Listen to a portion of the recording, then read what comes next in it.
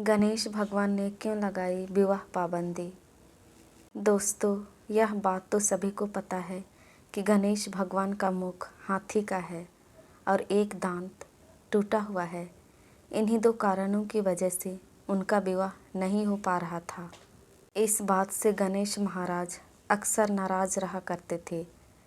एक दिन एक देवता के आग्रह पर विधायक जी उसके विवाह में अपनी उपस्थिति दर्शाने गए थे।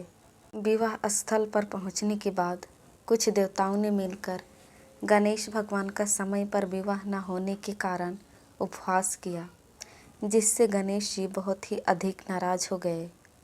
उसी दिन उन्होंने ठान लिया कि जब तक मेरा विवाह नहीं होता तब तक मैं किसी भी देवता का विवाह नहीं होने दूंगा। गणेश भगवान के पास विवाह और अन्य संदेश लाने का काम उनके प्रिय वाहन मूषक राज करते थे। अब मूषक राज जब भी किसी देवता के विवाह का समाचार लाते तब गणेश जी उससे आदेश देते और मूषक राज अपनी सेना के साथ जाकर उस विवाह के मंडप को गिराकर तहस नहस करते एवं बारातियों को भी भगा देते।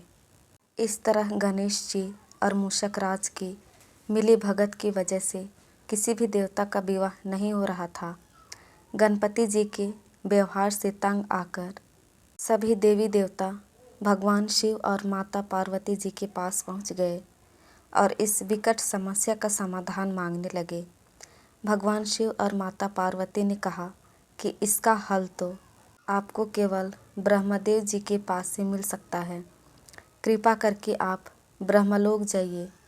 माता पार्वती और महादेव को प्रणाम करके सभी देवी देवता ब्रह्मा जी के पास प्रकट हुए। देवताओं की समस्या को ठीक से सुनने के बाद ब्रह्मा जी ने अपनी योग शक्ति से 2 कन्याओं का निर्माण किया।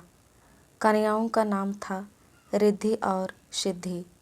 वह दोनों ब्रह्मा जी की मानस पुत्रियां थीं।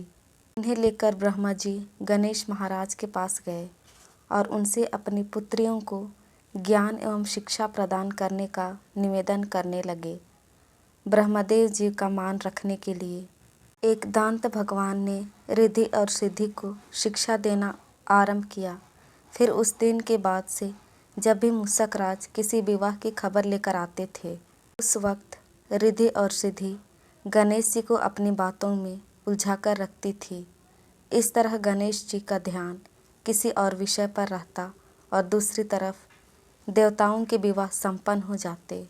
एक दिन बुद्धि के देवता भगवान गणेश जी को यह बात समझ में आ गई, लेकिन उनके क्रोध में आने से पहले ही ब्रह्मदेव अपनी दोनों पुत्रियों के साथ वहां पर प्रकट हुए। रिद्धि और सिद्धि को सामने देखते ही गणेश जी का क्रोध बढ़ने लगा, किंतु विधायक जी के मुख से कोई भी शब्द निकलने से पहले ही भगवान ब्रह्मदेव ने कहा, हे गणेश जी, आपने स्वयं ही मेरी पुत्रियों को शिक्षा दी है और अब मुझे इन दोनों से विवाह योग्य कोई वर नहीं मिल रहा है। मेरी आपसे विनती है कि आप ही रिद्धि और सिद्धि से विवाह करके मुझे धन्य कीजिए। परमपिता ब्रह्मदेव जी की शांत वाणी सुनकर गणेश जी का क्रोध शांत हो गया और वह उस विवाह प्रस्ताव के लिए हंसी खुशी राजी हो गए। विवाह के बाद अपनी दोनों पत्नियों से उन्हें 2 पुत्र प्राप्त हुए, जिनका नाम रखा गया शुभ और लाभ। यह थी गणेश भगवान के विवाह की कथा।